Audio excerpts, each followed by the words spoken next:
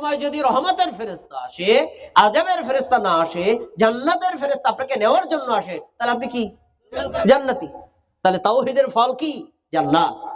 এরপরে মৃত্যুর সময় আর মৃত্যুর পরবর্তী স্টেপগুলো কি? আমাদের ভয় থাকে, আমাদের কি শাস্তি হবে নাকি আমাদের শান্তি হবে, আমাদের কি ফয়সালা কি হবে, আমলনামা ভালো হবে না খারাপ হবে, বিভিন্ন টেনশন। আল্লাহ ফেরেশতার মাধ্যমে আপনাকে অভয় বানিয়ে দিবেন, তোমাদের কোনো ভয় নাই, তোমাদের কোনো চিন্তা নাই, জান্নাত পর্যন্ত পৌঁছে দেওয়ার দায়িত্ব আমাদের ফেরেশতার। তাহলে তাওহীদের উপর অটল থাকলে জান্নাতে যাওয়া যাবে নাকি যাবে না? দলিল সূরা ফুসসিলাতে 30 থেকে 32তম আয়াত গেল। তাহলে আমরা বুঝতে পারলাম তাওহীদের ফল কি জাহান্নাম না জান্নাত? আমরা কি জান্নাত চাই না জাহান্নাম চাই? তাহলে আমাদের তাওহীদের উপর অটল থাকতে হবে।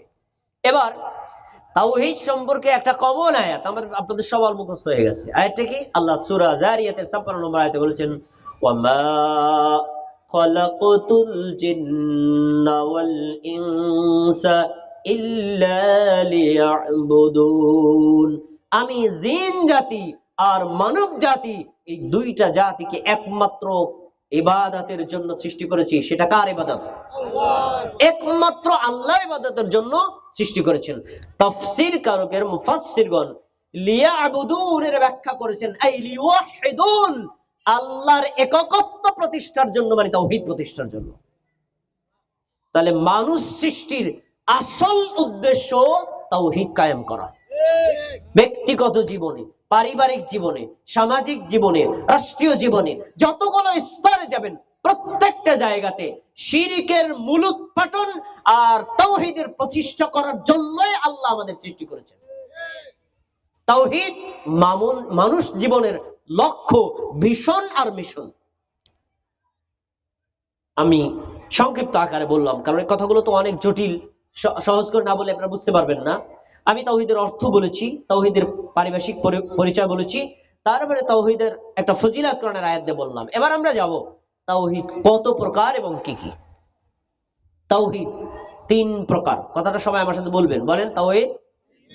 আবার বলেন কয় প্রকার? তাওহীদ 3 প্রকার। নামগুলো শোনেন। 1 তাওহীদুর রুবুবিয়্যাহ, 2 তাওহীদুল উলুহিয়্যাহ, 3 তাওহীদুল আসমা ওয়াস সিফাত। এই 3টা শব্দ বলেছি আরবি, আপনারা অনেকে বোঝেন না, আলেম ওলামা আছেন তারা বুঝবেন, কিন্তু আমি আপনাদের ভাষায় বুঝিয়ে বলি, তাহলে আপনাদের মনে থাকবে। আরেকটু কথা বলি, এখানে আমি যে সিরিয়ালটা বলছি, আমি দলিল দেওয়ার ক্ষেত্রে সিরিয়ালটা পাল্টাবো। কেন? দলিলটা আমি এমন জায়গা থেকে দেব যে দলিল আপনাদের সবারই মুখস্থ আছে, যাতে মনে থাকে। আমি সিরিয়ালটা পাল্টায় বলছি। তাওহীদুর রুবুবিয়্যাহ অর্থ হলো প্রতিপালনের একত্ববাদ, প্রতিপালনের একত্ববাদ। আর এরপরে বলবো হলো তাওহীদুল আসমা ওয়াস সিফাত, আল্লাহর নাম আর আল্লাহর গুণের একত্ববাদ। 3 নম্বর হলো বলবো তাওহীদুল উলুহিয়্যাহ, আল্লাহর ইবাদত, আল্লাহর উলুহিয়তের একত্ববাদ। 3টি বিষয়। এবার আসুন প্রথমটার পরিচয়। রুবুবিয়্যাহটা কি? তাওহীদুর রুবুবিয়্যাহ হলো আল ঈমানু বিআন্নাল্লাহ সুবহানাহু ওয়া তাআলা হুয়া খালিকুন ওয়া রাব্বুন কুল্লি শাইইন লা শারীকা ফি যালিক। অর্থ হলো আল্লাহর ব্যাপারে এমন ভাবে ঈমান আনা, সমস্ত কিছুর স্রষ্টা কে? আপনারা কি আমার কথা বুঝতে পারেন না?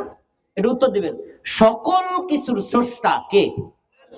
এই বিশ্বাস করা কি নফল না ফরজ? ফরজ। আর হুয়া রাব্বুন, সবকিছুর স্রষ্টা যেমন আল্লাহ, সবকিছু প্রতিপালন করেন কে? জীবনদাতা কে? মৃত্যুদাতা কে? কল্যাণদাতা কে? অকল্যাণদাতা কে? রিজিকদাতা কে? ক্ষমাকারী কে? শাস্তিদাতা কে? এগুলো এককভাবে শুধু আল্লাহর জন্য নিবেদিত করা, আল্লাহর সাথে অন্য কাউকে শরীক স্থাপন না করাকে বলা হয় তাওহীদুর রুবুবিয়্যাহ। আচ্ছা, এতক্ষণ যা বলছি না আপনাদের মনে থাকবে না, এবার দলিল দেখবেন আপনাদের মুখস্থ হয়ে যাবে। সূরা ফাতিহা কি সবার মুখস্থ আছে? আছে? প্রথম আয়াতটা আমরা পড়ে শুনুন তো। প্রথম আয়াত বলেন আলহামদুলিল্লাহি রাব্বিল আলামিন। পারেন না? অর্থ শোনেন, সমস্ত প্রশংসা বিশ্বের প্রতিপালক আল্লাহর জন্য। খেয়াল করে শোনেন, রব্বিল আলামিন, এখানে আলামিন শব্দের কাছে রব, রব মানে প্রতিপালক, আলামিন মানে মহাবিশ্ব। আমরা দেখি অথবা না দেখি, আমাদের দেখার বাইরে জানার বাইরে যত জগৎ আছে, প্রত্যেক জগতের রবকে, সবকিছুর রব হলেন আল্লাহ। এই যে আমরা রব্বিল আলামিন বলে আল্লাহকে একক রব হিসেবে স্বীকৃতি প্রদান করি, এখান থেকেই আসছে তাওহীদুর রুবুবিয়্যাহ। তার মানে সূরা ফাতিহার প্রথম আয়াতে মুমিন তাওহীদুর রুবুবিয়্যাতের স্বীকৃতি প্রদান করে আলহামদুলিল্লাহ। আপনারা কি এটাকে বিশ্বাস করে স্বীকৃতি দিয়েছেন? সমস্ত বিশ্ব সৃষ্টি করেছেন কে? প্রতিপালন করেন কে? এই বিশ্বাস কেউ যদি করে, তাহলে তার তাওহীদুর রুবুবিয়্যাতের উপর ঈমান আনা হলো। আপনারা এর উপর বিশ্বাস করছেন না করেন নাই? তার মানে আমরা তাওহীদুর রুবুবিয়্যাতের উপর মুমিনও হতে পারলাম আলহামদুলিল্লাহ। ভাইরা আমার, এবার আপনাদের কাছে একটা প্রশ্ন করব, বুঝে শুনে জেনে বুঝে ধীর স্থির ভাবে উত্তর দিবেন। আমি এই আলোচনা এভাবেই করি, আমি প্রত্যেককে প্রশ্ন করে তারপরে উত্তর দিই। কেন? এই কথাগুলো আপনাদের হৃদয়ে গেঁথে থাকবে। রাসূল সাল্লাল্লাহু আলাইহি ওয়াসাল্লামের জমানায় অনেক কাফের মুশরিক মুনাফিক ছিল। তার ভিতরে আপনার জানা সবচেয়ে বিখ্যাত একজন ব্যক্তি যে কাফের ছিল, তার নাম বলেন তো? আবু জাহেল, তাই না? হ্যাঁ, উত্তর সঠিক, 100তে 100 নম্বর পেয়েছেন। এবার দ্বিতীয় প্রশ্ন, আবু জাহেল কি মুমিন না কাফের? এবার তৃতীয় প্রশ্ন, আবু জাহেল কি আল্লাহকে বিশ্বাস করতো না কি করতো না? আমার ওই বড় ভাই বলছেন না, করতো না। আর আমার এই চাচা বলছেন করতো। দুই ভাগে ভাগ আপনারা, তাই না? দুই ভাগে ভাগ। এখন আমার এই চাচার কাছে প্রশ্ন, চাচা, আবু জাহেল যদি আল্লাহকে বিশ্বাসই করে, কাফের কেন? উত্তর হয়নি। প্রশ্ন প্রত্যেকের জানা ফরজ, এবং এই প্রশ্নের উত্তর প্রত্যেকের জানা ফরজ। না হলে আবু জাহেলের ঈমান আর আপনার ঈমানের মধ্যে আপনি পার্থক্য করতে পারবেন না। আগে আমরা চাচার দলিলটা দিয়ে নিই। চাচার দলিল কি? আবু জাহেল কাফের, আল্লাহকে বিশ্বাস করতে তো কখনো শুনি নাই। আল্লাহকে বিশ্বাস করলে আবার কাফের হয় কিভাবে? আল্লাহকে বিশ্বাস করতো, এটা আবার কোথায় আছে? উত্তর কোরআনেই আল্লাহ তাআলা বলছেন। সহিহ বুখারীতে হাদিসে রাসূল সাল্লাল্লাহু আলাইহি ওয়াসাল্লাম আবু জাহেল আর রাসূল সাল্লাল্লাহু আলাইহি ওয়াসাল্লাম উভয় যুদ্ধ হবে। যুদ্ধের আগে আমাদের নবীর বিরুদ্ধে আবু জাহেল কাবা ঘরে গিয়ে কাবা ঘরকে সামনে রেখে আল্লাহর কাছে দোয়া করছে। দোয়াটা কি শোনেন? আল্লাহুম্মা ইন কানা হাযা হুয়াল হাক্কু মিন ইনদিকা ফাআমতির আলাইনা হিজারাতাম মিনাস সামা আও ইতিনা বিআযাবিন আলীম। সবাই কি আমার কথা শুনছেন? দোয়াটা শোনেন। এই দোয়াটা কার? আবু জাহেলের। হে আল্লাহ, কারে ডাকছে? তাহলে আবু জাহেল আল্লাহর বিশ্বাস করতো? বিশ্বাস না করলে আল্লাহর কাছে দোয়া করলো কিন্তু। হে আল্লাহ, মুহাম্মদ যদি আপনার পক্ষ থেকে সত্য নবী হয়, তাহলে আমরা নবীকে, মুহাম্মদকে নবী হিসেবে মানি না, রাসূল হিসেবে মানি না। আপনি আসমান থেকে পাথর বর্ষণ করে আমাদেরকে ধ্বংস করে দেন। এই দোয়া করছে কে? সবাই বলেন কে? কার কাছে? তাহলে আবু জাহেল আল্লাহকে বিশ্বাস করতো? কোরআন তার দলিল, বিশ্বাস করতো। এখন প্রশ্ন, আমরা কি আল্লাহকে বিশ্বাস করি না কি করি না? তাহলে আবু জাহেলের ঈমান আর আমাদের ঈমান পার্থক্য বোঝা লাগবে না কি লাগবে না? এই জন্যই তাওহীদ বোঝা ফরজ। সেও তো আল্লাহকে বিশ্বাস করতো, আমরাও আল্লাহকে বিশ্বাস করি। পার্থক্য কি? পার্থক্য হলো সে তাওহীদের 3টি পার্টের একটা পার্ট বিশ্বাস করত। শুধু সে একা না, বরং তৎকালীন সময়ের যারা 360টা মূর্তি কাবাঘরের মধ্যে ঢুকায়া মূর্তির পূজা করত, এরা সবাই আল্লাহকে বিশ্বাস করত। দলিল আল্লাহ তাআলা কোরআন মাজিদের অনেক আয়াতে উল্লেখ করেছেন। আল্লাহ বলছেন ওয়ালা ইন সাআলতাহুম মান খালাকাস সামাওয়াতি ওয়াল আরদ।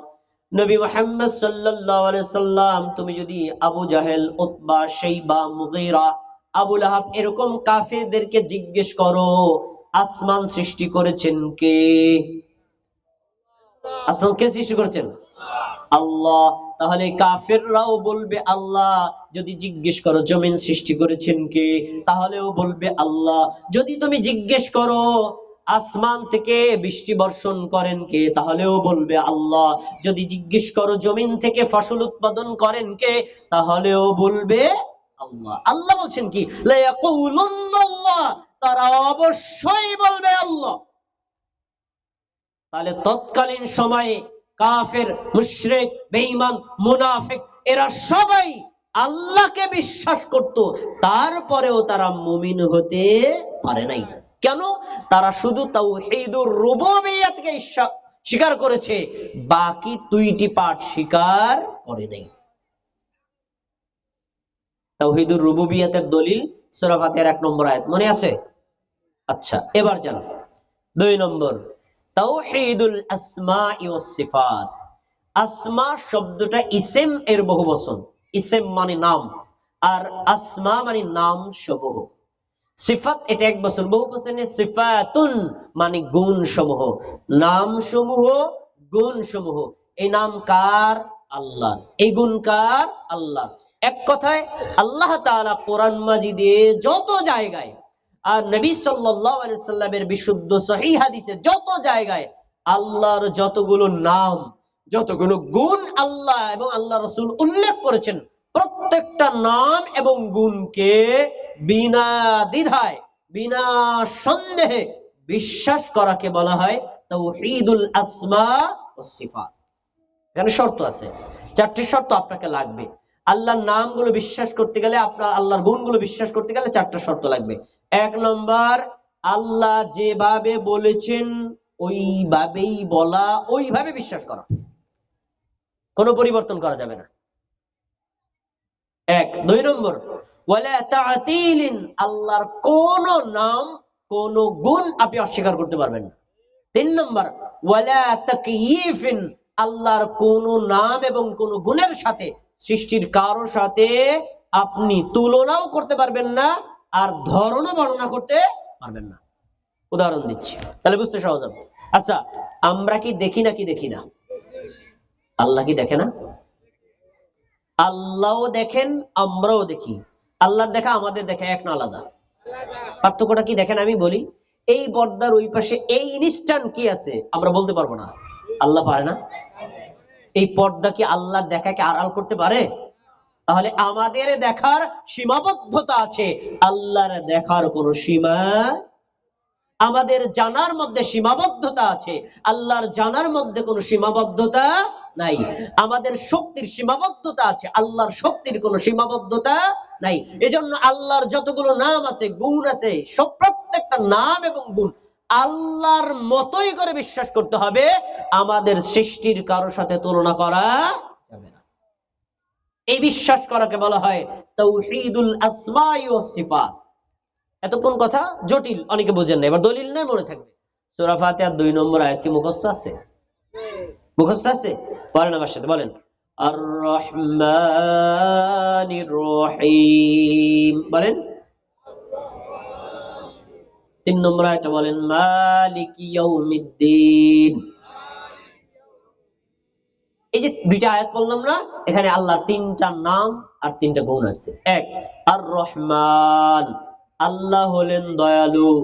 2 নম্বর আর রহিম, আল্লাহ হলেন পরম করুণাময়। 3 নম্বর মালিক, আল্লাহ হলেন রাজা, আল্লাহ হলেন বাদশাহ। কয়টা নাম পেলেন? কয়টা গুণ পেলেন? এই নাম 3টা কার? এই গুণ 3টা কার? এইটা, এই 2টা সূরা ফাতিহার 2 নম্বর আয়াত, সূরা ফাতিহার 3 নম্বর আয়াতটা হলো তাওহীদুল আসমা ওয়াস সিফাতের দলিল। তাহলে বোঝা গেল আল্লাহ তাআলার অনেকগুলো নাম আছে, গুণ আছে, তার ভিতরে 3টা নাম। 1 নম্বর আল্লাহ হলেন দয়ালু, 2 নম্বর আল্লাহ হলেন পরম করুণাময়, 3 নম্বর আল্লাহ হলেন মালিক। পরকালের মালিক কে? এই দুনিয়ার মালিক কে? সকল বাদশার বাদশা কে? এই যে সিফাত গুলো আছে আল্লাহর জন্য নিবেদিত করা, এটা হলো ফরজ। এবার আসেন পিছনে, মনে আছে নাকি আবু জাহেল আল্লাহকে বিশ্বাস করতো নাকি করতো না? কিন্তু এই তাওহীদুল আসমাই ওয়াস সিফাতের কিছু মানত আর কিছু মানত না। থেমে বুঝে মনে করে বুঝেন, কারণ নাহলে আপনি পার্থক্য বুঝতে পারবেন না। তাওহীদুর রুবুবিয়্যাত আবু জাহেল যা বিশ্বাস করতো আমরাও করি, পার্থক্য নাই। কিন্তু তাওহীদুল আসমা ওয়াস সিফাতে যে আমরা পুরা বিশ্বাস করি, আবু জাহেল আংশিক বিশ্বাস করতো। এই জন্য সে কি? কথা বলেন, এই জন্য সে কি? দলিল কি? কোরআন দেখেন, وَإِذَا قِيلَ لَهُمْ اسْجُدُوا لِلرَّحْمَنِ, যখন তাদেরকে বলা হতো তোমরা রহমানকে সাজদা করো। আমরা কাকে সেজদা করি? আমরা আল্লাহকে সেজদা করি, রহমানকে করি না। না কেন করেন? কারণ আল্লাহ, আপনারা জানেন আল্লাহ যিনি রহমানও তিনি। আল্লাহর আরেকটা নাম কি? রহমান। আর কাফের মুশরিকরা বলতো যে ওমর রহমান, রহমান আবার কে? আমরা আল্লাহর সেজদা দিতে রাজি আছি, রহমানকে সেজদা দিতে রাজি না। তার মানে আল্লাহ যে রহমান এটা তারা বিশ্বাস করতো না কি করতো না? এই জন্য সে কি? কাফের। তাহলে বোঝা গেল যে কাফের এবং মুশরিকরা আল্লাহর কিছু নাম কিছু গুণ মানত আর কিছু নাম আর গুণকে অস্বীকার করত। এখন আমি যদি কিছু মানি আর কিছু অমান্য করি, আমি কি মুমিন থাকতে পারবো? একদম আবু জাহাল যেমন টাটকা কাফের, আপনিও আমি সমান কাফের হয়ে। এজন্য আল্লাহ তৎকালীন কাফের মুশরিকদের ভুল ভাঙানোর জন্য রহমান নামে একটা সূরাই দিয়েছেন। এই সূরাতুর রহমান কি আপনারা শোনেন নাই? আর রহমান আল্লামাল কোরআন খলাকাল ইনসান আল্লামাহুল বায়ান। রহমান তিনি, মানুষ সৃষ্টি করেছেন যিনি। রহমান তিনি, মানুষদের বয়ান শিক্ষা দিয়েছেন যিনি। রহমান তিনি, মানে এভাবে প্রত্যেকটা এক একটা নিয়ামতের কথা স্মরণ করায়া তারপরে জিন জাতি আর মানব জাতিদেরকে আল্লাহ তাআলা এই সূরার মধ্যে 31 বার প্রশ্ন করেছেন, ফাবি আইয়ি আলা রাব্বিকুমা তুকাযযিবান। হায় হায়, আল্লাহ মানে রহমান তোমাদেরকে এত নিয়ামত দিলেন, এত নিয়ামত দিলেন, তোমরা আল্লাহর নিয়ামতের কোনটাকে অস্বীকার করবা? এখানে আল্লাহ আল্লাহ বলেন নাই, রহমান বলেছেন। তার মানে বোঝা যায় আল্লাহ যিনি রহমানও, রহমান যিনি আল্লাহ। তাহলে আমরা কি আল্লাহকে রহমান বলে বিশ্বাস করি না কি করি না? রহমানের আরো কয়েকটা গুণ আপনাকে বিশ্বাস করতে হবে। সূরা তাহা ৫ নম্বর আয়াত আল্লাহ বলছেন আর রহমানু আলাল আরশিস ইস্তাওয়া। রহমান আছেন আরশের উপরে। রহমান কোথায় আছেন? রহমান কি? আল্লাহ কোথায় আছেন? কিন্তু আমরা কি সবাই বিশ্বাস করি? তার মানে এই গুণে আমাদের ত্রুটি আছে। আমাদের কিছু মানুষ বিশ্বাস করে আল্লাহ নাকি তাকে প্রত্যেকটা মুমিনের কলবে। বর্তমান পৃথিবীতে মানুষের সংখ্যা প্রায় 700 কোটি প্লাস, মুমিনের সংখ্যা প্রায় 200 কোটি প্লাস। এক একজনের অন্তরে যদি একজন করে আল্লাহ থাকে, তাহলে আল্লাহর সংখ্যা হয়ে যায় 200 কোটি। অথচ আল্লাহ কোন জায়গায় বলেন নাই আল্লাহ মুমিনের কলবে থাকেন। আল্লাহ বলেছেন আর রহমানু আলাল আরশিস ইস্তাওয়া, দয়াময় আল্লাহ আছেন আরশের উপরে। এই বিশ্বাস করা ফরজ। আল্লাহ কোথায় আছেন? 7 আসমানের উপরে, আরশের উপরে তিনি আছেন। প্রশ্ন হলো কেমনে আছেন? উত্তর, আল্লাহ যেভাবে থাকা দরকার ওভাবেই আছেন।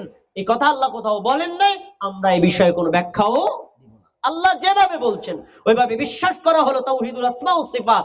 পরিবর্তন করলে আপনার ঈমান নষ্ট হয়ে যাবে। এই বিশ্বাস করা ফরজ। তাহলে আমরা কি পেলাম? আল্লাহ তাআলার নাম আর গুণ আছে। আপনারা তো মনে হয় জানেন আল্লাহর কয়টা নাম আছে? 99টা নাম আছে, তাই না? কিন্তু কোরআনের আয়াত আর হাদিসগুলো সব একত্র করলে দেখা যায় আল্লাহর অনেক নাম আছে, 99 না আরো বেশি। আল্লাহর এক একটা নাম এক একটা গুণ, প্রত্যেকটা নাম আর প্রত্যেকটা গুণ বিশ্বাস করতে হবে, কোনোটাই অস্বীকার করা যাবে না। আর আল্লাহর নাম আর গুণের সাথে পৃথিবীর কারো নাম আর গুণের সাথে তুলনাও করা যাবে না। এই বিশ্বাসকে আমরা করি ইনশাআল্লাহ। তাহলে তাওহীদের 2 নম্বর পার্ট আমরা ঈমান আনলাম। এবার তাওহীদের 3 নম্বর পার্ট খুব গুরুত্বপূর্ণ, তাওহীদুল উলুহিয়্যাহ। এটা মোস্ট ইম্পর্টেন্ট, খুব গুরুত্বপূর্ণ। তাওহীদ মানে একত্ববাদ, উলুহিয়া মানে ইবাদত, ইবাদতের একত্ববাদ। এখন কথা হলো, আল্লাহ হলেন স্রষ্টা, আল্লাহ হলেন রিজিক দাতা, আল্লাহ হলেন মৃত্যুদাতা, আল্লাহ জীবনদাতা। যদি সবকিছু আল্লাহ নিয়ন্ত্রণ করে, আমরা কোনো কিছু চাইলে কার কাছে চাবো? কার কাছে চাইবো? পীর সাহেবের কাছে, বুজুর্গের কাছে, ল্যাংটা বাবার কাছে, খাজা বাবার কাছে, দয়াল বাবার কাছে, মাজারে, কবরে, কাসিমের কাছে, কবুতরের কাছে, খাজা বাবার ড্যাগের কাছে। এগুলো চাই আপনারা জানেন নাকি? জানেন? খানজাহান আলীর মাজারের কুমিরের কাছে চাই, জানেন নাকি? জানেন। তাহলে এই কাজগুলো যারা করে, তাহলে বোঝা যায় তারা আসলে তাওহীদুল উলুহিয়া বোঝে নাই। দলিলটা নেয় নাকি? সূরা ফাতিহার 4 নম্বর আয়াত, আমার সাথে সবাই পড়বেন, বলেন ইয়াকা না'বুদু ওয়া ইয়াকা নাস্তাঈন। বলেন, অর্থটা বলে দিচ্ছি, আমরা একমাত্র আপনার ইবাদত করি। বলুন সবাই, এই আপনার মানে কার? আল্লাহ। এবারে ওয়া ইয়াকা নাস্তাঈন, আমরা একমাত্র আপনার কাছে সাহায্য চাই, মানে কার কাছে চাই? তাহলে সকল ইবাদত কার জন্য হবে? হয় নাই। হ্যাঁ, ঠিক করে না, ঠিক করে না। কোরআনের আয়াতে শিক্ষা দিচ্ছে একমাত্র বলতে, শুধু আল্লাহ বলা যাবে না। ইয়াকা না'বুদু, একমাত্র আমরা আপনার ইবাদত করি। তাহলে একমাত্র কার? আল্লাহ, আল্লাহর ইবাদত করতে হবে। আর ওয়া ইয়াকা নাস্তাঈন, আমরা একমাত্র আপনার কাছে চাই, যে কোনো বিপদে পড়লে সাহায্য চাইব কার কাছে? এইটা হলো তাওহীদুল উলুহিয়া। এবার একটু পিছনে যান, মনে থাকবে। সূরা ফাতিহার প্রথম আয়াত তাওহীদুর রুবুবিয়্যাতের দলিল, 2 আর 3 নম্বর আয়াত তাওহীদুল আসমা ওয়াস সিফাতের দলিল, সূরা ফাতিহার 4 নম্বর আয়াত তাওহীদুল উলুহিয়ার দলিল। তার মানে আল্লাহ তাআলা তাওহীদকে এত গুরুত্ব দিয়েছেন, এত গুরুত্ব দিয়েছেন, প্রত্যেক নামাজে, প্রত্যেক রাকাতে, সূরা ফাতিহার প্রথম 4 আয়াতে 3টা তাওহীদের স্বীকৃতি নিয়ে থাকেন। বলেন আলহামদুলিল্লাহ। তাহলে তাওহীদ কি অবহেলিত না গুরুত্বপূর্ণ? এখন প্রশ্ন, এই যে একমাত্র আল্লাহর ইবাদত করা, এই জায়গাতে মুহাম্মদ সাল্লাল্লাহু আলাইহি ওয়াসাল্লামের সাথে তৎকালীন কাফের মুশরিকদের সাথে দ্বন্দ্ব লাগছে। দ্বন্দ্বটা এই জায়গায়, আল্লাহ সৃষ্টিকর্তা, আল্লাহ রিজিকদাতা, আল্লাহ পালনকর্তা, আল্লাহ স্রষ্টা, এই বিষয়ে মুহাম্মদ সাল্লাল্লাহু আলাইহি ওয়াসাল্লামের ঈমানও যা আর কাফের মুশরিকদের ঈমান একই ছিল। কিন্তু মুহাম্মদ সাল্লাল্লাহু আলাইহি ওয়াসাল্লাম বলেন, এক আল্লাহ ছাড়া পৃথিবীর কারো পূজা করা যাবে না। আর ওরা বলছে আল্লাহরও করা যাবে, মূর্তিরও করা যাবে। তাহলে কি এই বিশ্বাস যারা করে তাদের ঈমান থাকবে? এজন্য তারা কাফের, এজন্য তারা কি কাফের। দলিল দেখেন, আল্লাহ বলেন আজআলাল ইলাহা ওয়াহিদান। এই মুহাম্মদ সাল্লাল্লাহু আলাইহি ওয়াসাল্লাম তো খুব অবাক করা একজন ব্যক্তি। কি বলছে? আমরা কাবা ঘরের মধ্যে 360টা মূর্তি রাখছি, কারো কাছে বিদ্যা চাই, কারো কাছে বুদ্ধি চাই, কারো কাছে বিপদ থেকে উদ্ধার চাই, কারো থেকে নিজেদের কল্যাণ চাই, কারো কাছে অকল্যাণ থেকে বাঁচতে চাই। এত 360টা মূর্তির পূজা করি, তারপর বিপদ ঠেকাতে পারি না। আর মুহাম্মদ সাল্লাল্লাহু আলাইহি ওয়াসাল্লাম বলছেন কোনোটাই চলবে না, এক আল্লাহর ইবাদত করো। এটা একটা অবাক করা কথা না? এটা বলছে কারা? কাফের মুশরিকরা।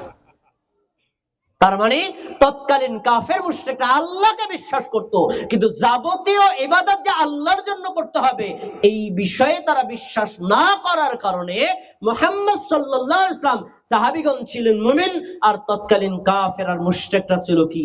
বেঈমান। পার্থক্য মনে আমি বুঝাইতে পারিনি।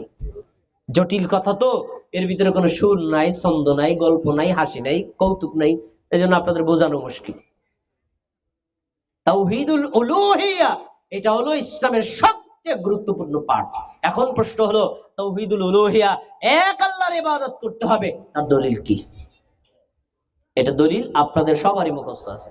কালেমা তৈয়বা পড়ে শোনান তো আমাকে, পড়েন।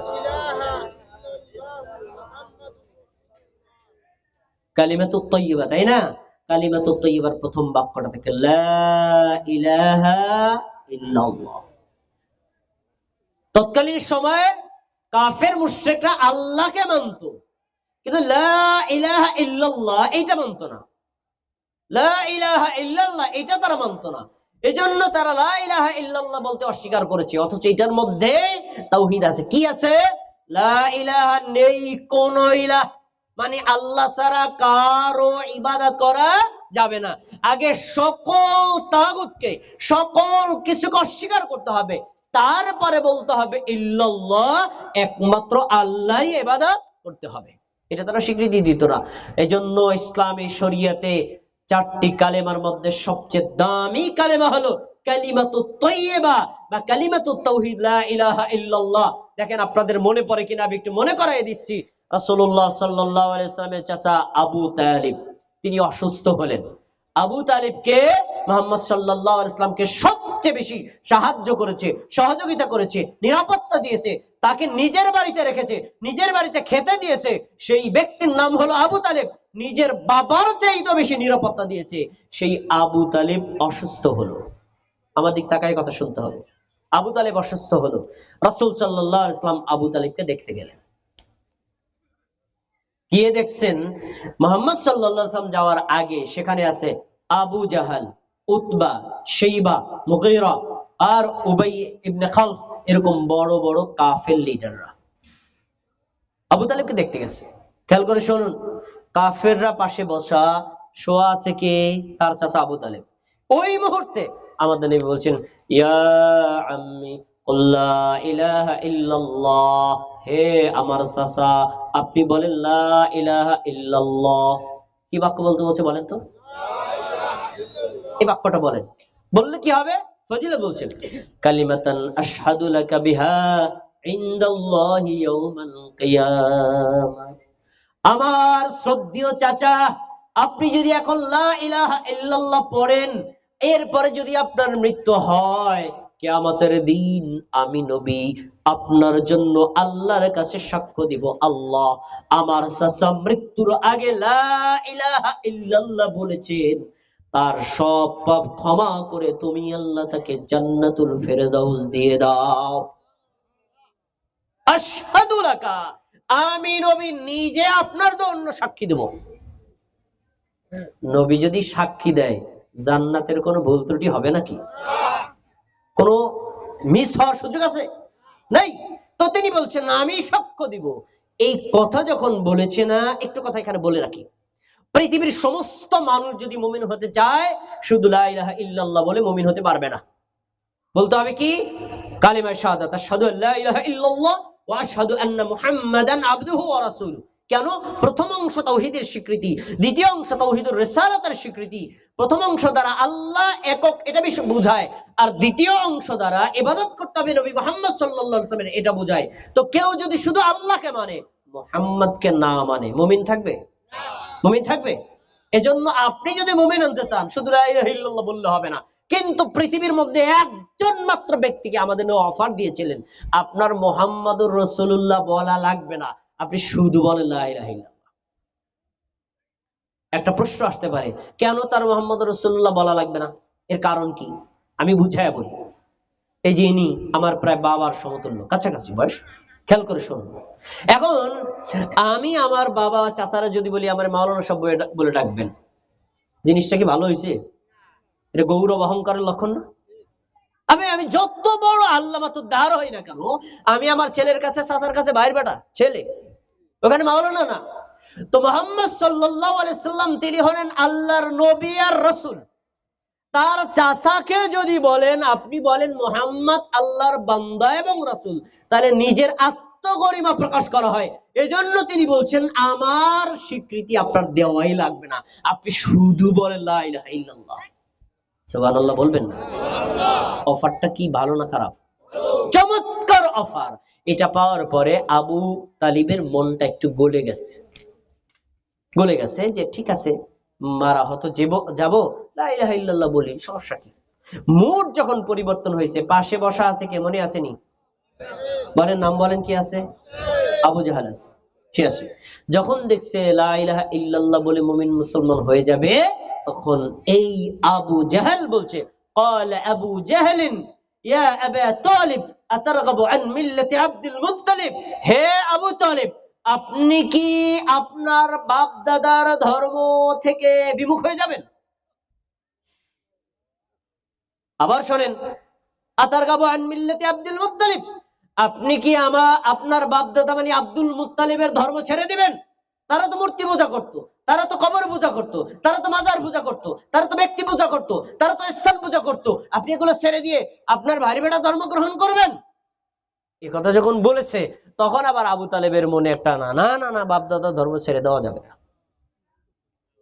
আমাদের সমাজে এই টাইপের মুমিন মুসলমান নাই? আছেন। তাদেরকে যদি বলি যে এই কাজগুলো করা যাবে না, ইসলামী শরীয়তে নাই, কোরআনে নাই, হাদিসে নাই, করা যাবে না, তখন তারা ভাবে কোরআন হাদিসে থাকুক আর না থাকুক, বাপ দাদা 14 গোষ্ঠী করছে, এই নিয়ম ত্যাগ করা, এ কথা বলা লোক নাই। তাই এই কথা বলে যারা আবু জাহেলের বন্ধু, কথা বলেন আবু জাহেলের বন্ধু, স্পষ্ট কথা। আবু জাহেল কখনো কোরআনের দলিল দিত না, আবু জাহেল কখনো হাদিসের দলিল দিত না, আবু জাহেলের দলিল ছিল বাপ দাদার রসম রেওয়াজ।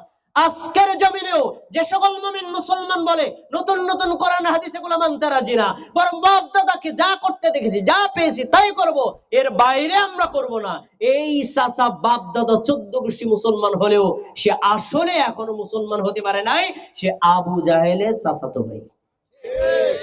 কথা কি সত্য না মিথ্যা? স্পষ্ট কথা। খেয়াল করে শুন, আমি গল্পটা কেন বলছি, শিক্ষা আছে এখানে। পরে আবু জাহেল ওয়া আবা ইয়াকুল লা ইলাহা ইল্লাল্লাহ, তখন সে অস্বীকার করলো, না আমি লা ইলাহা ইল্লাল্লাহ বলবো না। এখন প্রশ্ন হলো, লা ইলাহা ইল্লাল্লাহ বলতে অস্বীকার করেছে কেন? সেই আবু তালেব লা ইলাহা ইল্লাল্লাহর অর্থ বুঝতে পেরেছেন যে তাওহীদুল উলুহিয়াতের স্বীকৃতি যখন দিব, কাবা ঘরের মধ্যে 360টা মূর্তি পূজা করা যাবে না, আর আল্লাহ ছাড়া গায়রুল্লাহর জন্য কোনো কাজ করা যাবে না, এক আল্লাহর ইবাদত করতে হবে, আর ইবাদত যা হবে ওই ইবাদত নবী মুহাম্মদ সাল্লাল্লাহু আলাইহি ওয়াসাল্লামের তরিকায় করতে হবে, আর নতুন কোন তরিকা, নতুন কোন নিয়ম আর সিস্টেমে চলবে না। এই একক কোন পদ্ধতি তারা মানতে চায় নাই, এজন্যই তারা ছিল কাফের। আমরা কি একক পদ্ধতি, এক আল্লাহর ইবাদত করতে রাজি আছি নাকি নাই? এই হলো আবু জাহেলের ঈমান আর আপনার ঈমানের মধ্যে পার্থক্য। বুঝতে পার, আমি মনে হয় আপনাদের বুঝাইতে পারিনি, বুঝতে পেরেছেন না? তাওহীদুল উলুহিয়া অত্যন্ত গুরুত্বপূর্ণ বিষয়, কিন্তু বড় কষ্টের বিষয় যে তাওহীদ রাসূলুল্লাহ সাল্লাল্লাহু আলাইহি ওয়াসাল্লাম নিজের জীবনের বিনিময়ে, সময়ের বিনিময়ে, রক্তের বিনিময়ে প্রতিষ্ঠা করেছেন, এবং সাহাবীগণ তাদের জীবন দিয়েছেন, তাওহীদ প্রতিষ্ঠা করেছেন। আজকে সেই রাসূল সাল্লাল্লাহু আলাইহি ওয়াসাল্লামের উম্মতের মধ্যে তাওহীদ বিরোধী শিরকি কর্মকাণ্ড আছে না নাই? ভাইরা আমার, যারা তাওহীদ ছেড়ে দিয়ে শিরকের দিকে ধাবিত হচ্ছেন, তারা একটু মনোযোগ দিয়ে শোনেন। রাসূলুল্লাহ সাল্লাল্লাহু আলাইহি ওয়াসাল্লামের একজন প্রিয়তম সাহাবী, তার নাম আবু হুরায়রা, তিনি রাসূল সাল্লাল্লাহু আলাইহি ওয়াসাল্লামকে প্রশ্ন করেছেন, মান আসআদুন নাস বিশাফাতিকা ইয়াউমাল কিয়ামা, আল্লাহর নবী মুহাম্মদ সাল্লাল্লাহু আলাইহি ওয়াসাল্লাম কিয়ামতের দিন আপনার সুপারিশ পেয়ে কিয়ামতের দিন সৌভাগ্যবান হবে কে? প্রশ্ন করেছেন রাসূলের সাহাবী, কাকে? আমাদের নবীকে। নবী মুহাম্মদ সাল্লাল্লাহু আলাইহি ওয়াসাল্লাম তাকে বলছেন, শোনো, লাকাদ জানানতু ইয়া আবা হুরায়রা, আবু হুরায়রা, আমি রাআইতুকা মিন হিরসিকাল হাদিস, আমি তোমাকে দেখেছি হাদিসের প্রতি তোমার এত আগ্রহ, না খেয়ে তুমি মসজিদের নববীতে পড়ে থাকো, আমি কখন হাদিস বলি হাদিসটা শুনবা, মুখস্থ করবা, অন্যের কাছে পৌঁছে দেবা, হাদিসের প্রতি যে তোমার এত আগ্রহ তাতে আমি বুঝতে পেরেছি এরকম গুরুত্বপূর্ণ প্রশ্ন তোমার মতো আবু হুরায়রা ছাড়া আর কেউ করতে পারে না। তো তুমি শুনে রাখো, তা আমি আমার যে শাফাত, এটা পেয়ে কিয়ামতের দিন সৌভাগ্যবান হবে কারা? তিনি বলছেন, আসআদুন নাসি বিশাফাআতি ইয়াউমাল কিয়ামা মান ক্বালা লা, বলেন সবাই বলেন, লা, বলে লা ইলাহা ইল্লাল্লাহ খালিসাম মিন কলবিহি, যে লোকটা ঠোঁট দিয়ে নয়, মুখ দিয়ে নয়, মানুষকে শোনানোর জন্য নয়, অন্তরে দৃঢ় বিশ্বাসের সাথে বলবে আল্লাহ ব্যতীত সত্য কোনো ইলাহ নেই, এ কথা যে বলবে, এর উপর যে মারা যাবে, কিয়ামতের দিন আমি নবীর শাফাত পেয়ে সেই জান্নাতে যাওয়ার সৌভাগ্য পেয়ে যাবে। তাহলে তাওহীদের উপর অটল থাকলে, তাওহীদ উলুহিয়াতে স্বীকৃতি প্রদান করলে, তাওহীদের উলুহিয়ার উপর যদি আপনি আমল করেন, এভাবে আপনি জীবন নিয়ে দুনিয়া থেকে চলে যেতে পারেন, শাফাত করবেন কে? তাহলে কি জান্নাতের কোনো ভয় আছে? কোনো ভয় নাই। আমরা কি পেলাম? তিনটা জিনিস পেলাম। এক, তাওহীদ শাব্দিক অর্থ পরিভাষা। দুই, তাওহীদের প্রকারভেদ। 3 নম্বর, তাওহীদের দলিল। দলিলগুলো মনে আছে? সূরা ফাতিহার 1 থেকে 4 নম্বর আয়াত। আয়াতগুলো হলো তাওহীদের দলিল। তাহলে আমরা এই তাওহীদ থেকে একটা শিক্ষার সাবস্টেন্স নেই, সামারি হলো এই, আমরা ইবাদত করব কার? হয় নাই। আমি এতক্ষণ যা পেশাল পারছি সব ফাউল। সবাই ভালো কথা বলেন, একমাত্র আল্লাহর। আল্লাহ ছাড়া কোনো গায়রুল্লাহর ইবাদত করা যাবে না। লা ইলাহা ইল্লাল্লাহ এটার রিয়াল অর্থ হলো লা মা'বুদা বিহাক্কিন ইল্লাল্লাহ। আল্লাহ ছাড়া পৃথিবীতে সত্য কোনো ইলাহ আছে কিন্তু বাতিল। সত্য মাবুদ কে? সত্য মাবুদ হলেন আল্লাহ। এজন্য আপনি সালাত আদায় করেন, সিয়াম পালন করেন, হজ করেন, যাকাত দেন, নফল আদায় করেন, ফরজ আমল করেন, প্রত্যেকটা আমল একমাত্র আল্লাহর জন্য করতে হবে। যদি একমাত্র আল্লাহর জন্য করেন তাহলে আপনি তাওহীদের উপর অটল থাকলেন। তাওহীদের উপর অটল যিনি থাকে তাকেই বলা হয় তাওহীদি জনতা। আমি মনে হয় আপনাদের বুঝাইতে পারিনি, বুঝতে পারছেন তো ভাইয়েরা আমার? এবার আমি বিপরীত পর্ষ আলোচনা করব, কিন্তু আমার সময়টা বলতে হবে। প্রধান আলোচক আসছেন? আসেন না? আচ্ছা, খেয়াল করে শুনতে হবে। আমরা এতক্ষণ পর্যন্ত যে তাওহীদের আলোচনা করেছি, আশা করি আলহামদুলিল্লাহ আপনাদের বুঝার কথা। অনেক জটিল বিষয়, কিন্তু একদম ক্লাস আকারে আপনাদেরকে করালাম যেন আপনারা বুঝতে পারেন। আমি এবার তাওহীদের আরেকটু গুরুত্বের কথা বলে তাওহীদ ভঙ্গ হয় কেন এগুলো বলবো। তাওহীদ এর সমর্থবোধক শব্দ হলো ঈমান। তাওহীদের সমর্থবোধক শব্দ কি? ঈমান। ঈমান যিনি আনেন তাকে বলা হয় মুমিন। আমরা বাংলায় বলি ঈমানদার। এখন ঈমান আর তাওহীদ এটার মূল্য কত, এটা বোঝার জন্য আমি আপনাকে একটা আয়াত দিব, একটা হাদিস দিব। তারপরে আপনারা বুঝে যাবেন যে এই আয়াত, এই হাদিস দ্বারা ঈমানের মূল্য কত বেশি তা বোঝা যাবে। সূরা আনফাল 92 নম্বর আয়াত। আল্লাহ তাআলা বলছেন, ইন্নাল্লাযীনা কাফারু ওয়া মাতু ওয়া হুম কুফফার ফালান ইউকবালা মিন আহাদিহিম মিলউল আরদি যাহাবা ওয়ালাউ ইফতাদা বিহি। নিশ্চয়ই যারা কুফরি করেছে, কাফের অবস্থায় যাদের মরণ হয়েছে, এই কাফের আর মুশরিকরা যদি পরকালে জাহান্নাম থেকে বাঁচতে পৃথিবীবর্তী স্বর্ণ আল্লাহকে দেয়। অনুবাদ আবার বলছি, খেয়াল করে শুনবেন, প্রশ্ন করবো আমি। নিশ্চয়ই যারা কুফরি করেছে, কাফের অবস্থায় মরেছে। কুফরি করলে, কাফের অবস্থায় মরলে ঈমান থাকে না যায়? ঈমান থাকে? কুফরিও করেছে, কাফের অবস্থায় মরেছে। এরপর বলছি, এই কাফেররা পরকালে জাহান্নাম থেকে বাঁচার জন্য যদি আল্লাহকে পৃথিবী ভর্তি সোনা দেয়, এখন সোনা দেওয়ার পরে যদি আল্লাহকে বলে, আল্লাহ পৃথিবী ভর্তি সোনা আপনাকে দিলাম, আমাদেরকে জাহান্নামের আগুন থেকে বাঁচায়া দেন। এখন আপনারা উত্তর দিবেন আর কোরআনও উত্তর দিবে। আমি একটু পার্থক্য দেখাবো। আপনারা বলেন আল্লাহ জাহান্নাম থেকে বাঁচাবে? আপনারা বলছেন না। আর আল্লাহর ভাষা শোনেন, আলেম ওলামারা আছে, ফালাইয়ুকবালা নাফি তাকিদ বালান। এর অর্থ হলো কশিন কালেও না, কখনোই না, কোনোভাবেই না, নেভার। আপনারা বলছেন না আর আল্লাহ বলছেন কখনোই না। কোনটার জোর বেশি? আল্লাহর কথার জোর বেশি। কখনোই জান্নাতে যাওয়া সম্ভব না। আয়াত এখানে রেখে দেন। তাহলে বোঝা গেল, ঈমানবিহীন ভাবে মারা গেলে পৃথিবী ভর্তি সোনা দিলেও জাহান্নাম থেকে বাঁচা যাবে না। তার হাদিস সহিহ বুখারী 22 নম্বর হাদিস। রাসূলুল্লাহ সাল্লাল্লাহু আলাইহি সাল্লাম একটা বড় হাদিস বলেছেন, সর্বশেষ যিনি জাহান্নাম থেকে বের হয়ে আসবেন ওই ব্যক্তির কথা। তিনি বলছেন, আল্লাহ তাআলা ফেরেশতাদেরকে বলবেন, আখরিজু মান কানা ফি কলবিহি মিসকাল হাববাতিন মিন খারদালিন ঈমান।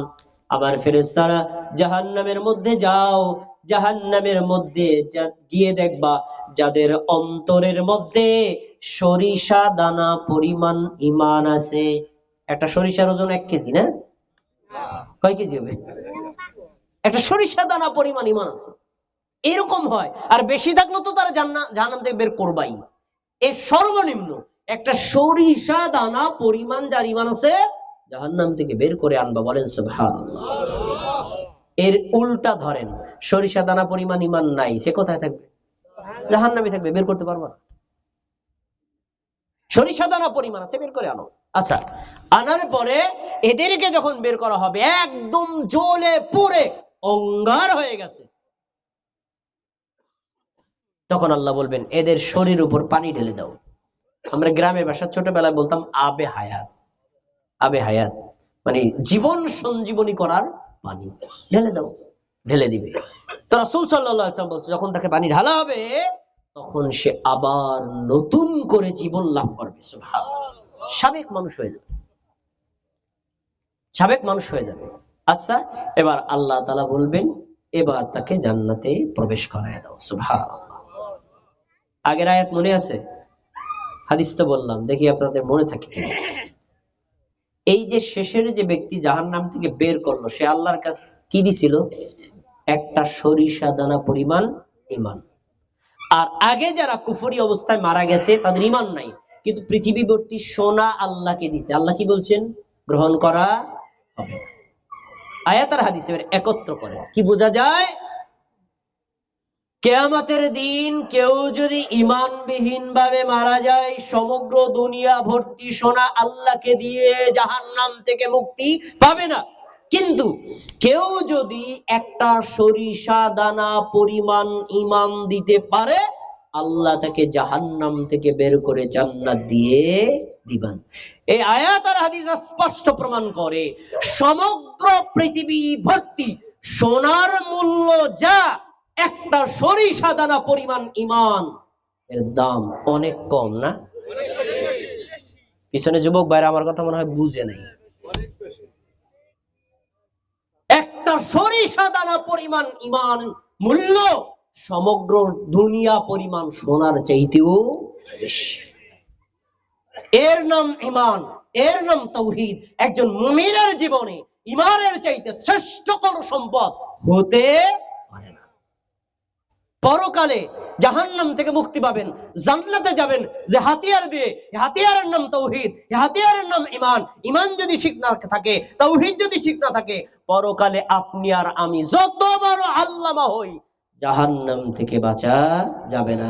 যদি যেত তাহলে নবীর নিজের আপন চাচা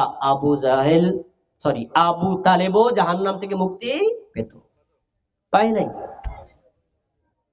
তাহলে বোঝা যাচ্ছে ঈমানের গুরুত্ব আছে, তাওহীদের গুরুত্ব আছে। আমার এখনো মনে আছে, গত বছর আমি এখানে আলোচনা করেছিলাম, আমার আলোচ্য বিষয় ছিল ঈমান ধ্বংসের কারণ। আমি আপনাদের এখানে আলোচনা করেছিলাম, অনেকে ভুলে গেছেন, অনেকে অনুপস্থিত ছিলেন। আবার ব্যাকে গিয়ে মনে করায় দিই, এই ঈমানটা আমাদের সংরক্ষণ করা দরকার আছে না নাই? দরকার আছে। বাংলাদেশ 1971 সালে স্বাধীন হয়েছে।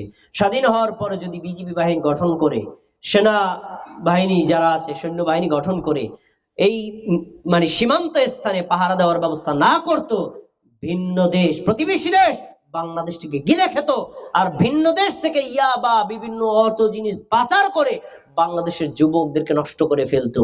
এজন্য বোঝা যায় স্বাধীনতা অর্জন যেমন জরুরি, রক্ষা করাও জরুরি।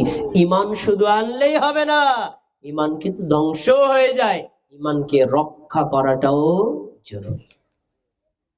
আলহামদুলিল্লাহ, আমরা এখানে যারা আছি সবাই ঈমানদার।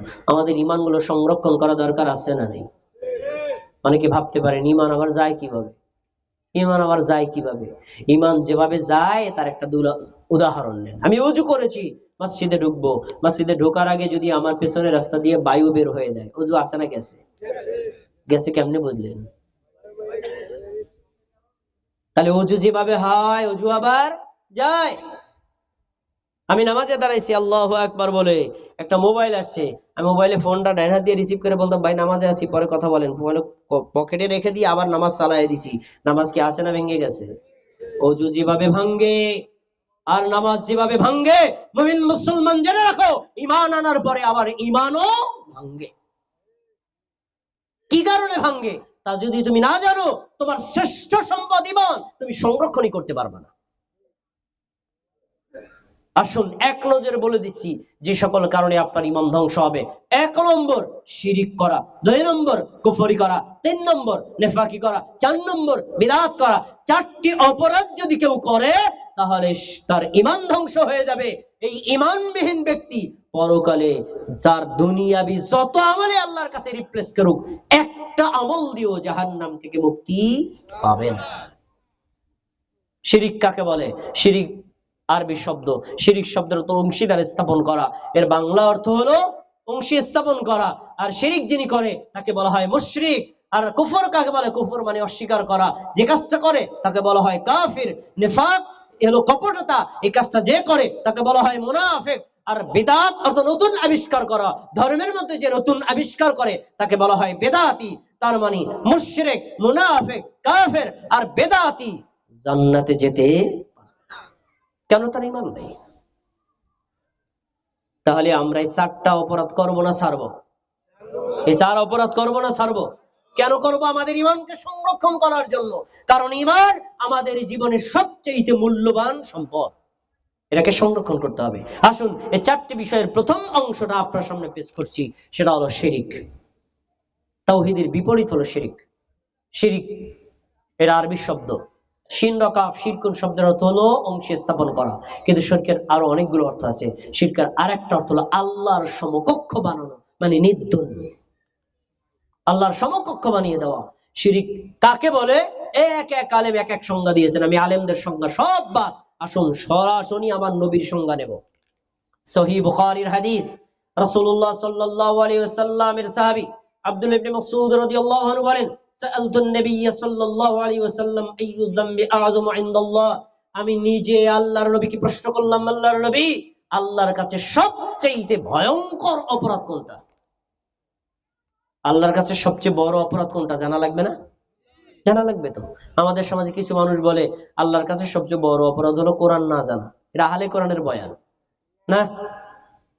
ইসলামী শরীয়তে কোরআন না জানাকে বড় অপরাধ বলা হয় নাই। নবী সাল্লাল্লাহু আলাইহি ওয়াসাল্লামকে প্রশ্ন করলো, ইউযামবি আযমু ইনদাল্লাহ, আল্লাহর কাছে সবচেয়ে ভয়ঙ্কর মারাত্মক অন্যায় কোনটা? তখন নবী সাল্লাল্লাহু আলাইহি ওয়াসাল্লাম বলছেন, আন তাজআলা লিল্লাহি নিদ্দান ওয়া হুয়া খালাকাক। তুমি জানো আল্লাহই তোমাকে সৃষ্টি করেছেন। আমাকে কে সৃষ্টি করেছেন? আপনাদেরকে কে সৃষ্টি করেছেন? এটা কি আপনাদের কোরআন হাদিস পড়ে জানা লাগবে না বিশ্বাস আছে? বিশ্বাস আছে না? তো আল্লাহর নবী বলছেন তুমি জানো আল্লাহ তোমাকে সৃষ্টি করেছেন, এরপরেও যদি সৃষ্টির কাউকে তুমি আল্লাহর সমান বানাও, জেনে রাখো আল্লাহর কাছে এটাই সবচেয়ে বড় অপরাধ। এই হাদিস থেকে একটা শিক্ষা বের হয়, ইসলামী শরীয়তের দৃষ্টিতে মানুষ হত্যা করার চাইতে বড় অপরাধ কি? শিরিক করা।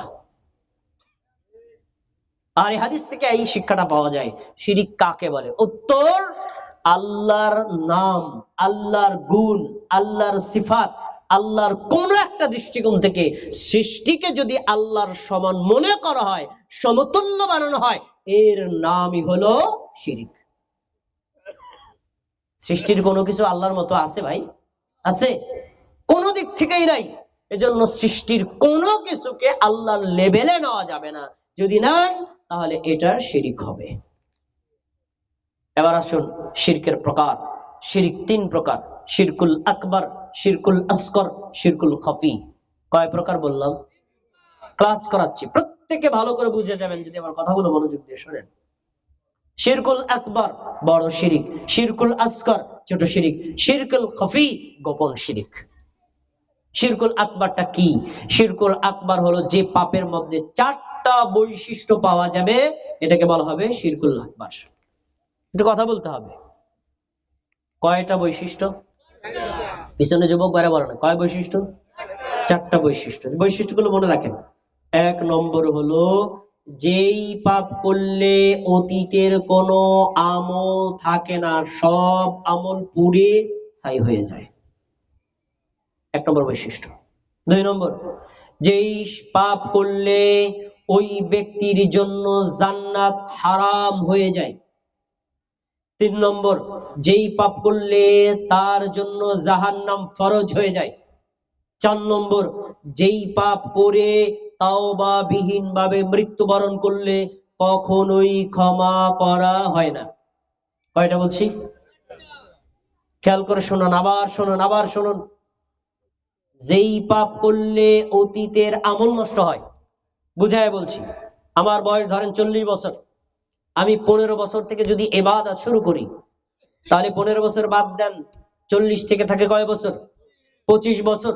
এই 25 বছর পর্যন্ত সালাত, সিয়াম, হজ, যাকাত, দান, সাদাকা, ভালো পরামর্শ, সুন্দর কোন কথা, যত কাজ আমল করেছি, ফরজ, নফল, ওয়াজিব, যত আমল করেছি, আজকে যদি গিয়ে খানজাহান আলীর মাজারে একটা সেজদা করি, এই 25 বছরের সব আমল পুরে ছাই, একটাও নাই। তাহলে শিরিক এত বড় ভয়ঙ্কর অপরাধ, শিরিক নিজে যেমন অপরাধ, আমলকেও নষ্ট করে। অপরাধটা ছোট না? অপরাধটা ছোট, তাই না? এরপরে শিরিক করলে তার জন্য জাহান্নাম ফরজ। দলিলগুলো নেন, সূরা নিসার 48 নম্বর আয়াত, সূরা জুমারের 65 নম্বর আয়াত, সূরা মায়েদার 72 নম্বর আয়াত। আয়াতগুলো দেখেন, আল্লাহ কি বলছেন? ইন্নাল্লাহা লা ইয়াগফিরু আন ইউশরাকা বিহি ওয়া ইয়াগফিরু মা দুনা যালিকা লিমান ইয়াশা। একটা আয়াত, ইন্নাহু মান ইউশরিক বিল্লাহি ফাকাদ হারামাল্লাহু আলাইহিল জান্নাহ ওয়া মাওয়াহুন নার। নিশ্চয়ই যে ব্যক্তি আল্লাহর সাথে কাউকে শরীক করবে, তার জন্য আল্লাহ তার জান্নাতকে হারাম করে দিয়েছেন। জান্নাতের মালিক কে? জাহান্নামের মালিক কে? আল্লাহ যদি বলে যে শিরিক করেছো, আমার জান্নাতে ঢোকা তার জন্য চিরতরে হারাম, তো জান্নাতে ঢোকানোর পাওয়ার আর কার আছে? ফাকাদ হারামাল্লাহু আলাইহিল জান্নাহ। আলেম ওলামা দুই দিকে বসা আছে, আয়াত বলছি, আল্লাহ তার উপর জান্নাত অলরেডি হারাম করেই দিয়েছে, জান্নাতে যেতে পারবে না। আমাওয়াহুন নার। প্রশ্ন করতে পারেন আমাকে, জান্নাত আল্লাহ হারাম করবে, থাকবো কোথায়? আল্লাহ বলছেন তার থাকার জায়গা হলো জাহান্নাম। তৃতীয় প্রশ্ন, জাহান্নামে গেলে আবার কি বের হয় সুযোগ আছে? খাজা বাবা বের করতে পারবে? ল্যাংটা বাবা টাইনে বের করতে পারবে কিনা? উত্তর, ওমা লিয-যালিমিনা মিন আনসার। আল্লাহ বলছেন শিরকে আকবার করবে যারা, ও জাহান্নামে যাবে তো যাবে, পৃথিবীর কেউ তাকে জাহান্নাম থেকে বের করতে পারবে না। কোনো সাহায্যকারী এলাও না, চলবে না। তারপরে সূরা নিসার 48 নম্বর আয়াতে বলছেন, নিশ্চয়ই যারা শিরিক করবে, ইন্নাল্লাহা লা ইয়াগফিরু, আল্লাহ তাদেরকে ক্ষমা করবেন না, ওয়া ইয়াগফিরু মা দুনা যালিকা লিমান ইয়াশা। শিরিক ব্যতীত চুরি করা, জিনা করা, মিথ্যা কথা বলা, অন্য কোনো কাজ করা, আল্লাহ ইচ্ছা করলে ক্ষমা করতে পারেন, করবেন, আমি এটা নিশ্চিত বলছি না, আল্লাহ নিশ্চিত বলেন নাই। যাকে ইচ্ছা ক্ষমা করতে পারেন, তার মানে একটা আশা আছে। কিন্তু শিরিক কোনো আশা নাই, ক্ষমা হবেই না।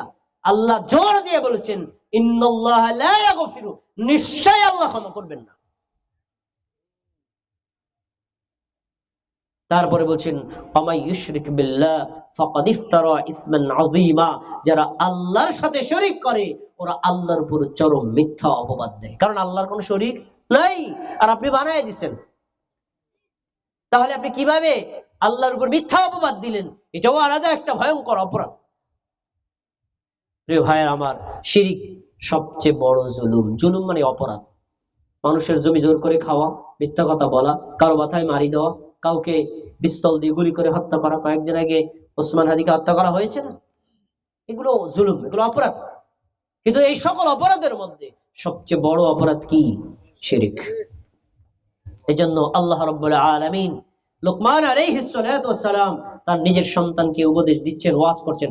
আমি আপনাদের ওয়াজ করছি, তাই এইরকম তার সন্তানকে তিনি ওয়াজ করছেন। ওয়াজের মধ্যে তিনি তাদেরকে শিক্ষা দিচ্ছেন, ইয়া বুনাইয়া লা তুশরিক বিল্লাহ, হে আমার আদরের সন্তান, আল্লাহর সাথে কাউকে শরীক করবা না। কেন? ইন্নাশ শিরকা লাযুলমুন আযীম, নিশ্চয়ই শিরিক হলো সবচেয়ে বড় অপরাধ। এর চাইতে কোনো বড় অপরাধ হতে পারে না। আচ্ছা, কোরআনের আয়াতগুলো দিয়ে আমি দলিল পেশ করলাম। 1 নম্বর, যে পাপ করলে অতীতের আমল নষ্ট হয়। 2 নম্বর, যে পাপ করলে জাহান্নাম ফরজ হয়। 3 নম্বর, যে পাপ করলে জান্নাত তার জন্য হারাম হয়। 4 নম্বর, যে পাপ করে তাওবাবিহীন ভাবে মারা গেলে ক্ষমা পাওয়া যায় না। এই অপরাধের নাম হলো শিরকুল আকবার। আপনারা এখন বলেন তো, শিরকুল আকবার করবেন না ছাড়বেন? করবেন না ছাড়বেন? না ছাড়লে ইমানদার হতে পারবেন না। এখন যদি বলেন শিরকে আকবার কি, আমরা তো করি না। শিরকে আকবার তো আমরা করি না। আমি এক জায়গায় এক মসজিদে বেদাত সম্পর্কে আলোচনা করছিলাম। আলোচনা মানে কি কি বেদাত এটা বলিনি, বলছি বেদাত এই অপরাধ। তারা আমার বয়ানের পর বলছে, হুজুর আমার খুব ভালো মানুষ, আমাকে মসজিদে বেদাত হয় না। তা মুসকে মুসকে হাসলাম, কারণ কি, সে বেদাত কি কি তা জানে না। আপনারা যদি বলেন যে আমরা শিরিক করি না, তাহলে বোঝা যায় আপনারা শিরিক জানেন না কি কি। আসেন কয়েকটা উদাহরণ দিই। দুআউ ইনদাল আমওয়াতি ওয়াল ইসলামি, মৃত ব্যক্তির নিকটে দোয়া করা। ভাষাটাকে ভালো করে শুনতে হবে, মৃত ব্যক্তির নিকটে দোয়া করা। আমি মারা গেছি, আমার কবরে গিয়ে আপনারা বলছেন, আমাদের প্রধান বক্তা বা বিশেষ বক্তা শহীদুল ইসলাম সাহেব, আপনি আমার জন্য সন্তানের ব্যবস্থা করে দিয়েন, আপনি আমাকে বিপদ থেকে উদ্ধার করেন। চাইছেন কার কাছে বলেন তো? মরা ব্যক্তির কাছে। কার কাছে? দুআউ ইনদাল আমওয়াত, মৃত ব্যক্তি বস্তুর কাছে কোনো কিছু চাওয়া, এটা হলো শিরকে আকবার। এবার ঘুরান, মৃত ব্যক্তির জন্য দোয়া করা, এটা কি শিরিক না জায়েজ? জন্য বুঝেন, আমি মারা গেছি, আমার কবরের কাছে গিয়ে বললেন, আল্লাহ তুমি তাকে ক্ষমা করো। ক্ষমাটা আপনার জন্য না, বরং আমার জন্য চাইছেন। সন্তান আপনার জন্য না, মানে আমার জন্য চাইছেন। মৃত ব্যক্তির জন্য কল্যাণ কামনা করা এটা বৈধ, কিন্তু মৃত ব্যক্তির নিকটে চাওয়া যাবে না। চাইবো কার কাছে? সন্তান কার কাছে চাইবো? ছেলে কার কাছে চাইবো? মেয়ে কার কাছে চাইবো? বিপদ থেকে উদ্ধারের জন্য প্রার্থনা কার কাছে করব? যদি কোন ব্যক্তি আল্লাহকে বাদ দিয়ে কবর পূজা, মাজার পূজা, শিরিক করে থাকে, পীরকে সিজদা করে, আমার জানামতে যেই স্থানে আমি বয়ান করছি, রাজৈর উপজেলায় এমন জায়গা আছে যেখানে পীর সাহেবকে সিজদা করে তো করে, পীর বসতেন যেই চেয়ারে, চেয়ারকেও সিজদা করে। আমার নিজের দেখা, আপনি বলতে পারবেন না যে না মিথ্যা কথা বলছেন, নিজে দেখছি। পীর সাহেবের দরবারে গেলেন একজন মা, আমার মায়ের মতো বয়স্ক, একটা মুরগি নিয়ে গেছেন, মুরগিটা হাদিয়া দিলেন, দেওয়ার পরে দেখছেন পীর সাহেব নাই, কিন্তু তিনি যে চেয়ারে বসছেন, আমার ওই মা চেয়ারকে উদ্দেশ্য করে সেজদা দিছেন। এটা কি ছোট শিরক না বড় শিরক? করা যাবে? এটা করলে কি তার ঈমান থাকবে, আমল থাকবে?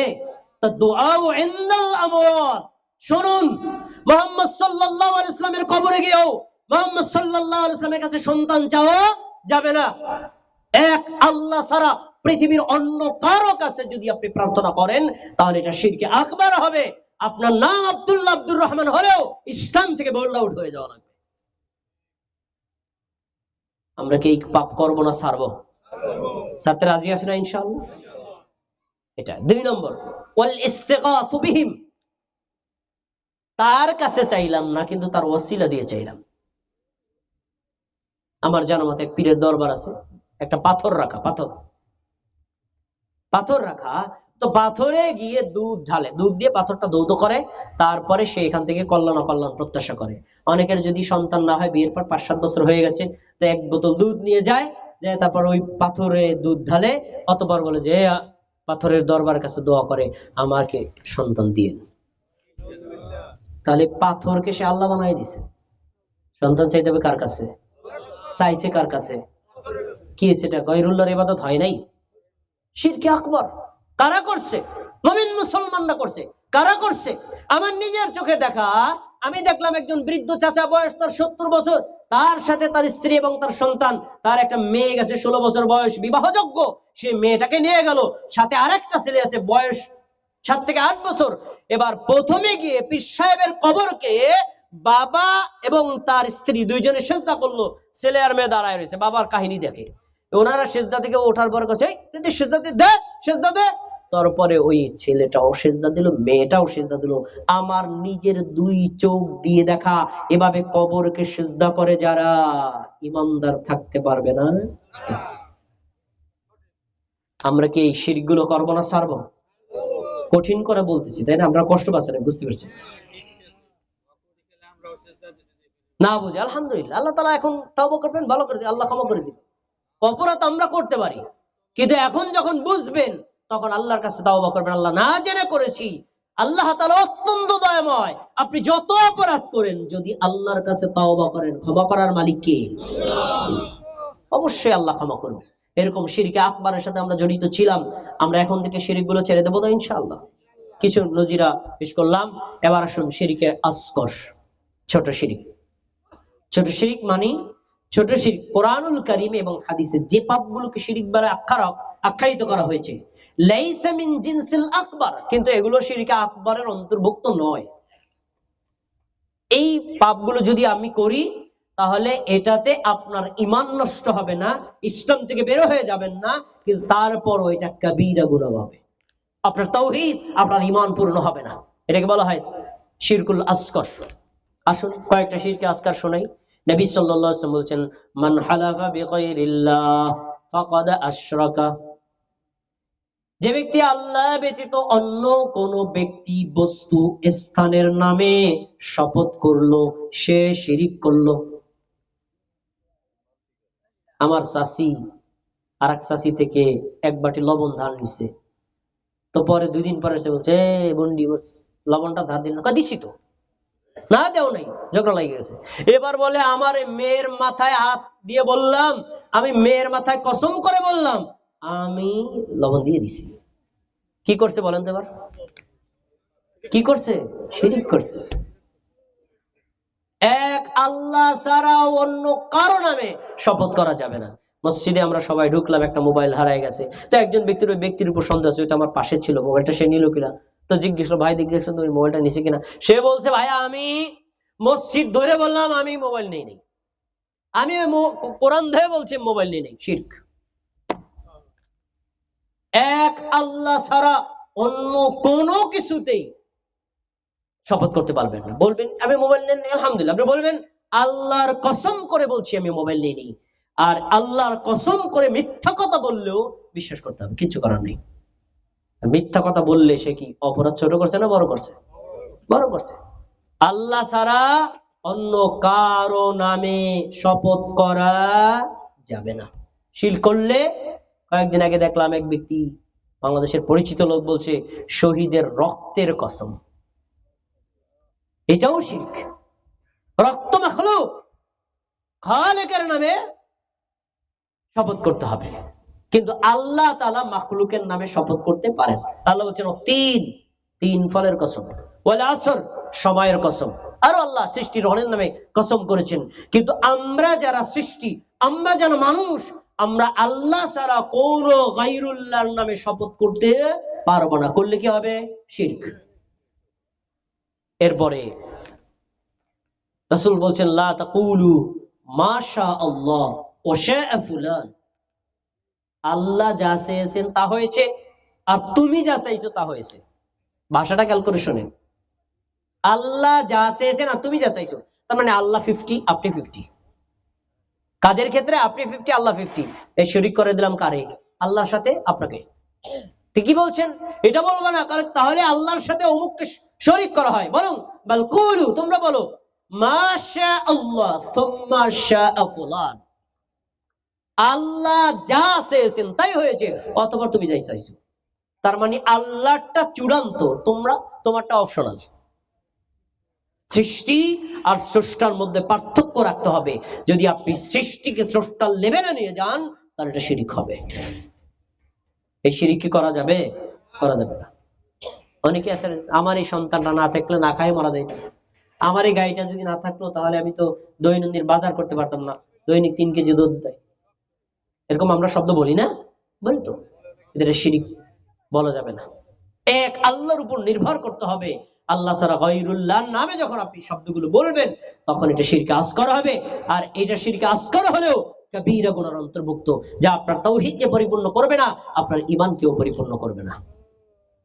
এবার আরেকটা আসেন, মান আল্লাকা তামিমাতান ফাকাদ আশরাকা, যে ব্যক্তি কোন কল্যাণ অকল্যাণের জন্য শরীরে কোনো কিছু ঝুলাবে তাহলে শিরক করলো।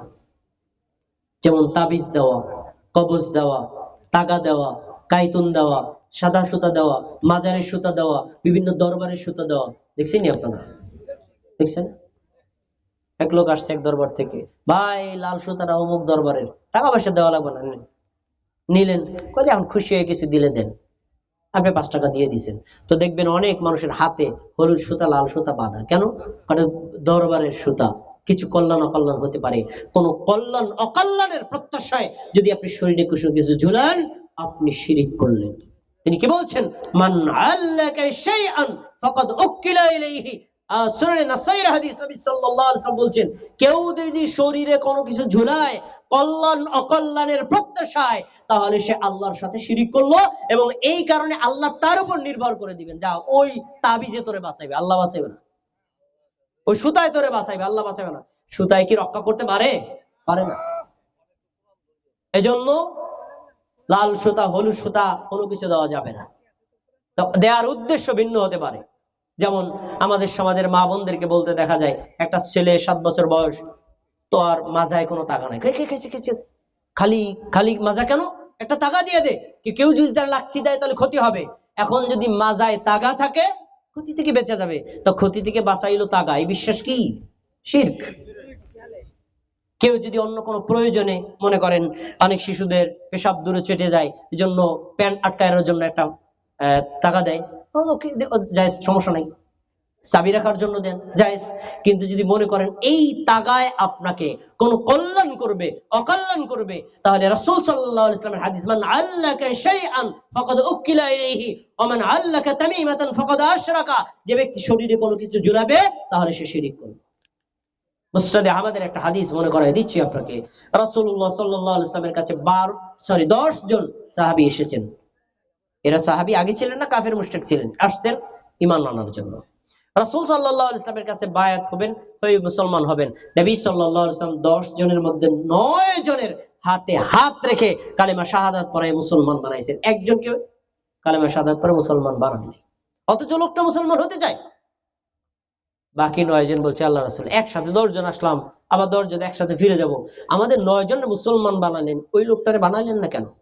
তিনি বললেন, আলাইহি তামিমাতান, তার শরীরে আছে, তার হাতে আছে, তার গলায় আছে তাগা জাতীয় কিছু, তাবিজ জাতীয় কিছু, এজন্য আমি তাকে মুসলমান বানাই নাই। কারণ এগুলো থাকতে মুসলমান হওয়া না হওয়া সমান, এজন্য আমি তাকে ছেড়ে দিছি।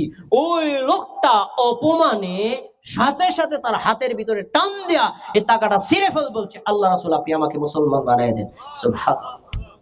হাদিস প্রমাণ করে শরীরে কল্যাণ অকল্যাণের জন্য কোনো কিছু ঝুলানো যাবে না, বরং কোরআনের আয়াত পড়ে জারফুক করা যাবে, বরং রাসূলের দোয়া পড়ে আপনি জারফুক করতে পারবেন, দোয়া পড়ে জারফুক করা জায়েজ।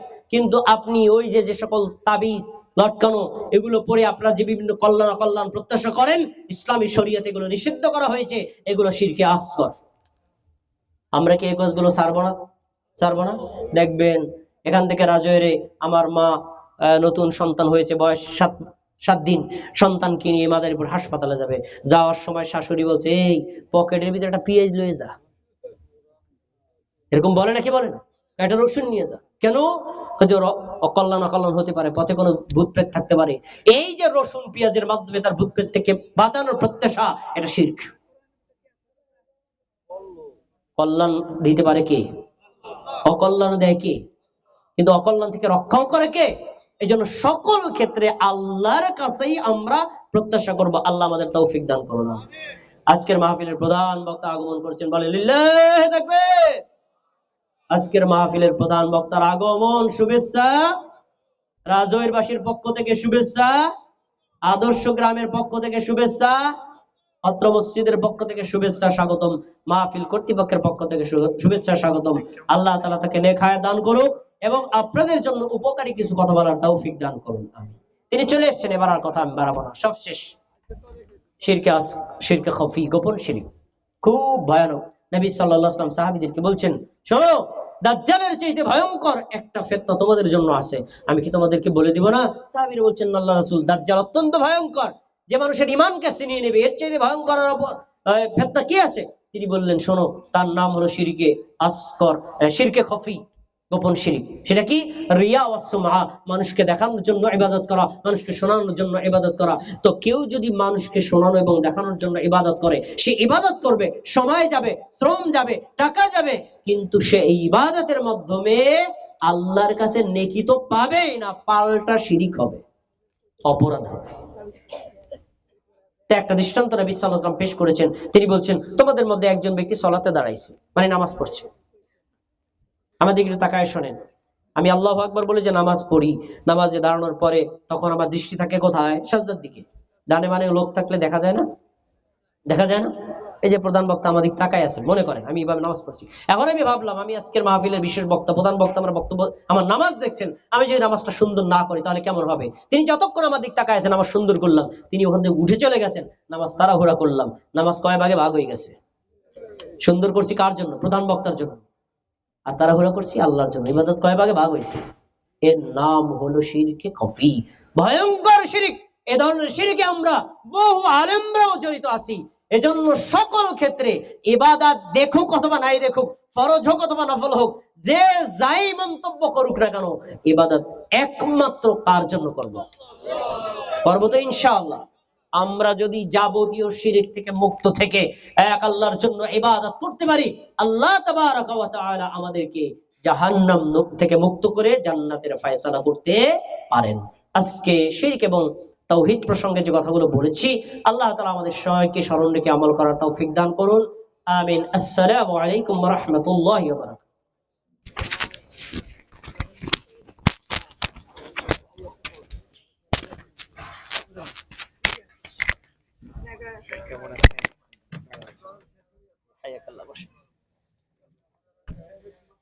السلام عليكم ورحمة الله.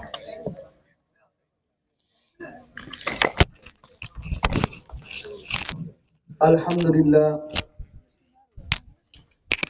হুজুর আমাদেরকে অত্যন্ত গুরুত্বপূর্ণ আলোচনা শুনিয়েছেন। আমরা সকলেই মন থেকে আলোচনা শুনেছি এবং খুব গুরুত্ব সহকারে আমরা আমল করার চেষ্টা করব ইনশাআল্লাহ। আলহামদুলিল্লাহ, আমরা একেবারে শেষ পর্যায়ে চলে আসছি মাহফিলের।